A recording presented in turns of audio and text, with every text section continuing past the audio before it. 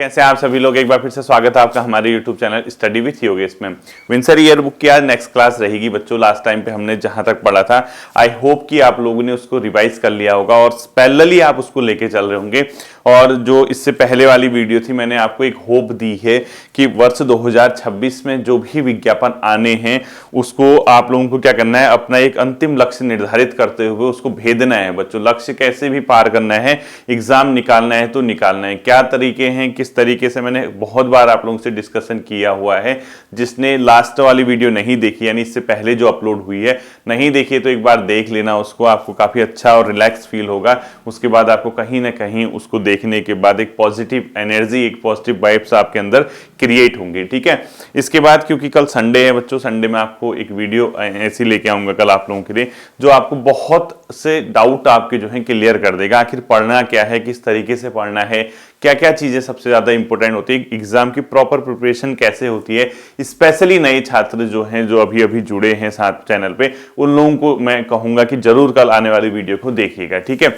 देखिए बच्चों, last time पे जहां तक हमने पढ़ा था उसके बाद मैंने आपको बताया था, उत्तराखंड राज्य ने 13 गांव को 13 जिलों में 13 संस्कृत ग्राम घोषित किए हैं। यानी राज्य सरकार द्वारा 13 आदर्श संस्कृत ग्राम घोषित किए हैं। अगर आपको ध्यान होगा, ये चीज मैं आपको करा चुका हूं, कई लोगों के नोट्स में ये चीज मिलेगी आपको, और कंफर्म मानिए आने वाले एग्जाम में ये क्वेश्चन दिखेगा आपको कि राज्य सरकार द्वारा घोषित 13 आदर्श संस्कृत ग्राम में इनमें से कौन सा सही मिलाया गया है या कौन सा गलत मिलाना। अब क्या करेगा, इधर 4 ग्राम दे देगा, यहाँ पे उनसे संबंधित जिले दे देगा, तो कोई एक मिसमैच करेगा, ठीक है। तो ये आपको पता होना चाहिए था। जैसे मैंने हरिद्वार में बनाया था, उसको बता, नूरपुर पंजन हेड़ी बहादुराबाद के पास पड़ता है बच्चों, नूरपुर पंजन हेड़ी बहादुराबाद, ठीक है। ये हरिद्वार में। देहरादून में गांव भोगपुर है बच्चों, जो कि डोईवाला के पास पड़ता है। इसके अलावा उत्तरकाशी का कोट गांव है बच्चों, जो कि मोरी के पास पड़ता है। चमोली का डिम्मर गांव है, जो कि कर्णप्रयाग के पास पड़ता है। पौड़ी का गोदा गांव है, जो कि खिरसू के पास पड़ता है। रुद्रप्रयाग का बेंजी गांव है, जो कि अपने आप में अगस्त्यमुनि के पास पड़ता है। टिहरी का मुखेम गांव है, जो कि प्रतापनगर के पास है। नैनीताल का पांडे गांव है बच्चों, जो कि कोटाबाग के पास है। अल्मोड़ा में जैती गांव है, ताड़ीखेत के पास है।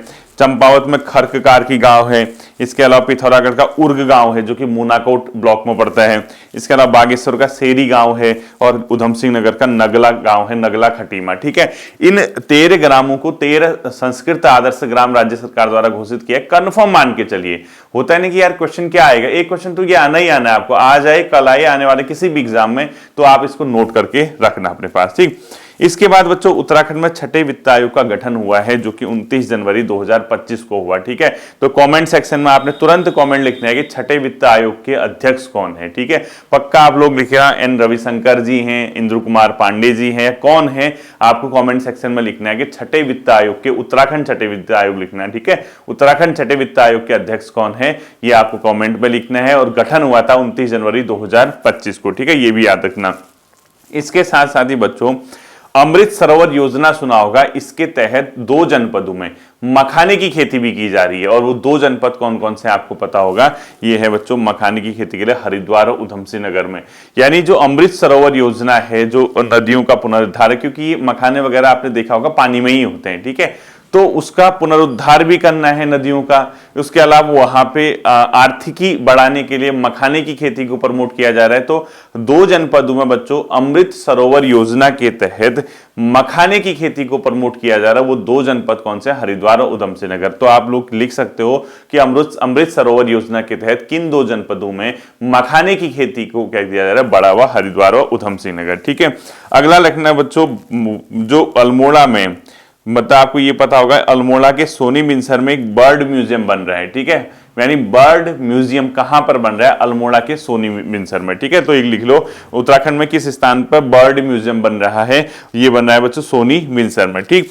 इसके अलावा बच्चों आपने यहां देखा होगा, एक लेखक गांव आपका ध्यान चर्चा में रहा था उत्तराखंड का।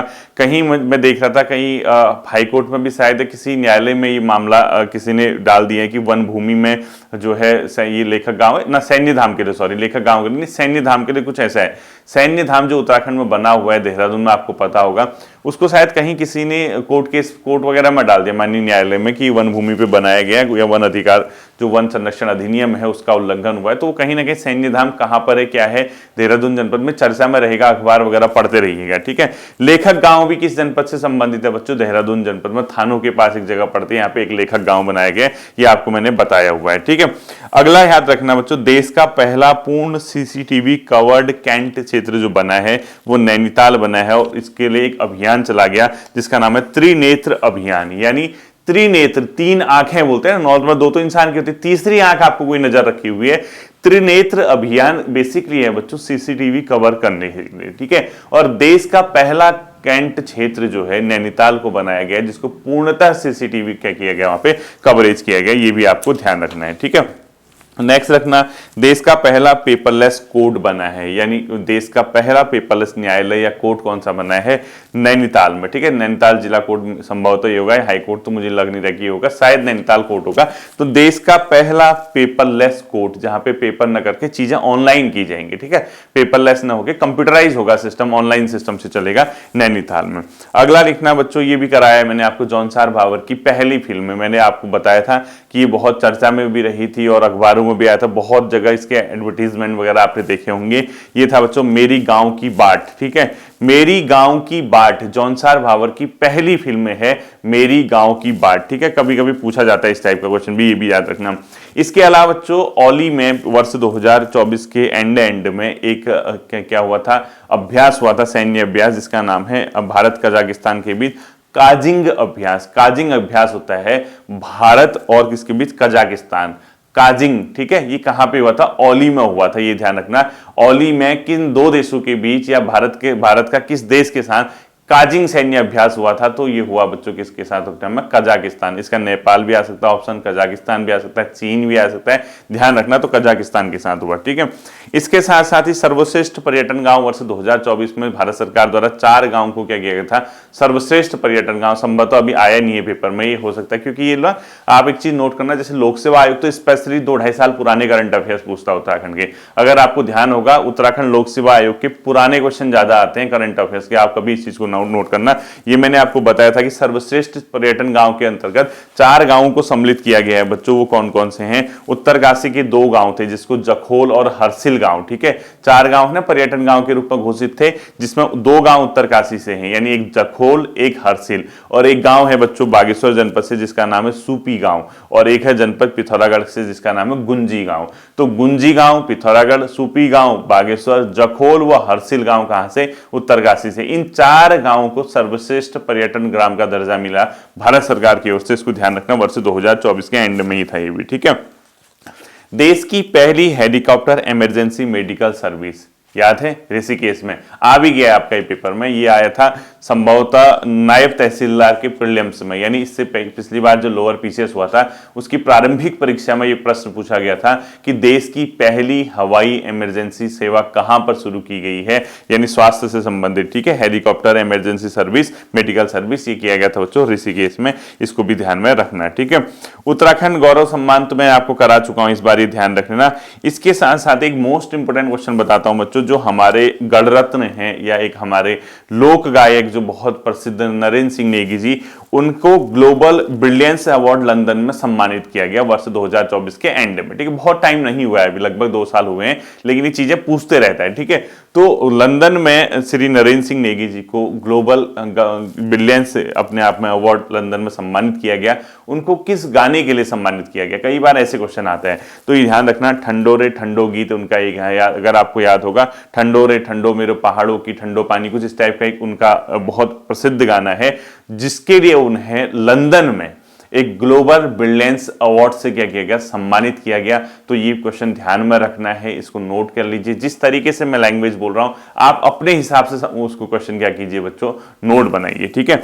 इसके साथ साथ ही नमक पोषण योजना कब प्रारंभ हुई उत्तराखंड राज्य में, 6 जुलाई 2024 को, ये बहुत अच्छे से मैंने आपको कराया हुआ है। नमक पोषण योजना में आयोडीन युक्त नमक 8 रुपया प्रति केजी वाला जो मैंने आपको बताया था, अगर ध्यान होगा तो नमक पोषण योजना की शुरुआत राज्य में 6 जुलाई 2024 को हुई थी। ये भी आपको क्या होना चाहिए, पता होना चाहिए, ठीक है।